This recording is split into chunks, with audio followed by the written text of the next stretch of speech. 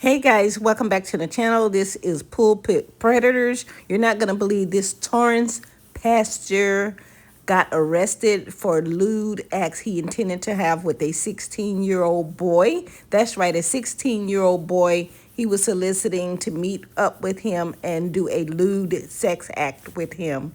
Let me know what you think. Like, share, and subscribe, and do leave a comment. Here's the trigger warning. I can tell you that people here in Torrance, people who know the pastor, they are shocked and quite frankly struggling to believe the criminal charge against him. My soul cries out, hallelujah! I thank God for saving me. A self-proclaimed man of God goes from the pulpit to a public walk of shame, to a courtroom to face serious allegations involving a minor. Sir, is your true and correct name James David Stockton III? Yes. 54-year-old James Stockton, a senior pastor at the South Bay Church of God, is facing a felony charge of arranging a meeting with a minor for lewd purposes. He pled not guilty. There is no actual victim. These are the ones that we trust, and we should be able to trust them with our kids. Antoine is the founder of an online citizen group called Codfished. Members chat with adults who believe they're talking with a minor for the purpose of a sexual encounter. So he very well knew that he was talking to somebody underage. These are the text exchanges allegedly between Pastor Stockton and the person pretending to be a 16-year-old boy.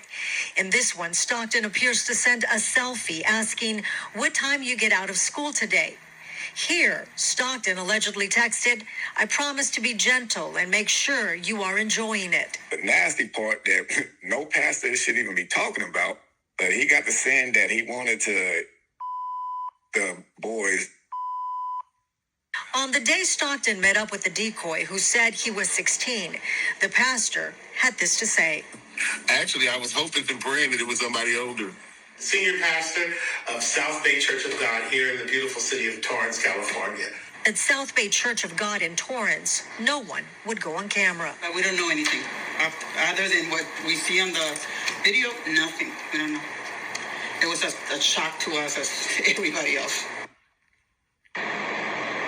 Stockton is also affiliated with a church in Florida, and at one point he ran for Congress. Tonight he is out on his own recognizance, and he will be back in court, scheduled for December 12th. I'll send it back to you guys in the studio. Before that December 12th court date, I trust that he will not have his job as a pastor at that church. Who knows, right? When we went to the church to try to get some sort of a statement or response, they wouldn't talk about it, but they did express that they were shocked. And obviously, they took down their website when this first broke over the weekend because he was arrested over the weekend. And people started commenting on the website, also on social media. And when you click on the church's website, it's no longer there. So it was taken down.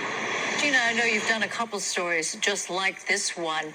When the attorney for him says something like, well, there was no actual sex with the teen, there is no victim, what does that mean as far as how the DA might prosecute the pastor? Well, as the defense attorney mentioned, there is no victim because there is no victim. The person he was communicating with was a decoy pretending to be a minor.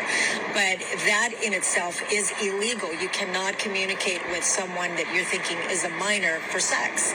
And when you look at all of the text exchanges, in those texts that didn't make our story, there were some exchanges where the decoy clearly states, I'm 16, I'm in high school, and he didn't have a problem with that. Does the pastor have a history, a rap sheet, if you will? No, in fact, the reason he's out on his own recognizance is because he doesn't have a record, a criminal record. All right, Gina, thank you.